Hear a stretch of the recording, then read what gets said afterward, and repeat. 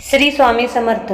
स्वामी भक्ती दिंडोरी प्रणीत या चॅनलमध्ये सर्व स्वामी भक्तांचे खूप खूप स्वागत. आज आपण देवासमोर दिवा लावण्याची योग्य पद्धती पाहणार आहोत. भारत देशामध्ये असे एखादे घर नसेल की ज्या घरामध्ये एक देवाच्या नावाने दीपक लावला जात नाही. सनातन परंपरा, बौद्ध परंपरा, जैन परंपरा सगळेजण दीपक एवं दीपक उपासनेला सगळीकडेच महत्त्व आहे. आज मी तुम्हाला अशा 3 दिवा लावण्याच्या पद्धती सांगणार आहे, ज्या तुम्ही करण्याच्या नंतर तुमची उन्नती, सुख, समृद्धी कोणीही थांबवू शकत नाही.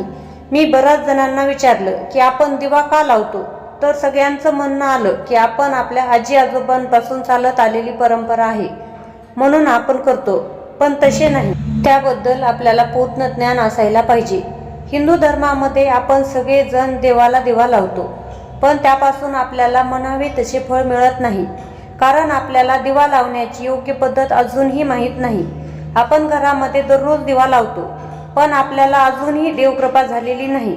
आपण ज्या वेळेस देवांचे फोटो बघतो त्यावेळेस कृष्ण, गणपती, स्वामी समर्थ महाराज, दत्तात्रय असे सर्व देवी देवतांच्या मागे एक पिवळा प्रकाश पाहायला मिळतो.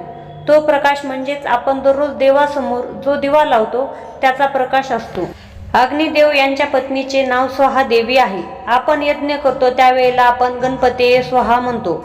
स्वाहा देवीचे काम आहे की जी आपण पूजा सेवा करतो ती सर्व देवी देवतापर्यंत पोहोचवण्याचे काम स्वाहा देवी करत असते. आपण जो देवासमोर दिवा प्रज्वलित करतो त्यापासून जी ऊर्जा उत्पन्न होते ती ऊर्जा स्वाहा देवी सर्व देवी देवतांपर्यंत पोहोचवण्याचे काम करते व देवी देवता त्याबद्दल आपल्याला आशीर्वाद देतात. दिव्यामध्ये वात लावताना ती वात कापसाऐवजी मोलीच्या दोऱ्याची लावावी. ती वात 2 पदरी लावावी. 1 पदरी ही वात कधीही लावू नये. आपण आता दिवा लावण्याच्या पद्धती पाहणार आहोत. आपण तिळाच्या तेलाचा दिवा लावावा व त्यामध्ये पिवळी थोडी मोहरी टाकावी. त्यामुळे घरात कुणी मंत्रबंधन केलेले असेल किंवा तंत्रक्रिया केलेली असेल, घरामध्ये निगेटिव्ह एनर्जी असेल ती कायमची नष्ट होईल. हे काम आपल्याला 21 दिवस करायचे आहे. आपल्याला व्यापारामध्ये वृद्धी पाहिजे असेल, घरामध्ये सुख समृद्धी पाहिजे असेल, दरिद्रता नष्ट व्हावी असे आपल्याला वाटत असेल तर दिवा लावताना 21 दिवस आपल्या दिव्यामध्ये तूप टाकून 2 विलायची व भीमसेनी कापूर टाकून दिवा प्रज्वलित करायचा आहे. याने आपल्याला नक्की फायदा होईल. आपल्या घरातील मुले जर आपलं ऐकत नसतील किंवा आपल्या घरामध्ये कुणाला नजर दोष असेल तर दिव्यामध्ये तूप टाकून त्यामध्ये थोडे काळे मिरे टाकून 21 दिवस दिवा प्रज्वलित केल्याने खूप फायदा होतो.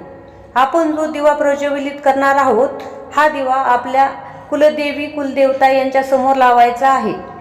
तर मंडळी, जर आपल्याला ही माहिती आवडली असेल तर असेच माहितीपूर्ण व्हिडिओज पाहण्यासाठी आजच स्वामी भक्ती दिंडोरी प्रणीत या आपल्या चॅनलला सबस्क्राईब करा. थँक्यू.